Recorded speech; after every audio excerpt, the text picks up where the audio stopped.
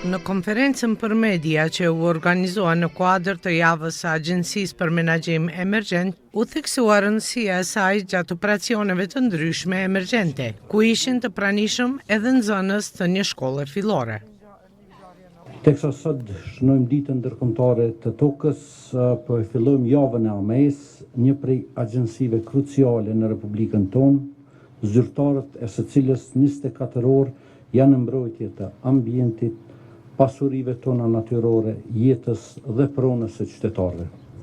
Me sfidat që çdo vit po sjell ngrohja globale, fokusi i përbashkët mbetet fuqizimi i kapaciteteve të AMES për menaxhim të suksesshëm të çdo situate. Agjencia e Menaxhimit Emergjent në bazë të legjislacionit në fuqi e ka mision udhëheqjen dhe koordinimin e përpjekjeve shtetërore në parandalim, gatishmëri, reagim dhe rimëkëmbje në rast të emergjencave të shkaktuara nga fatkeqësitë natyrore dhe fatkeqësitë tjera.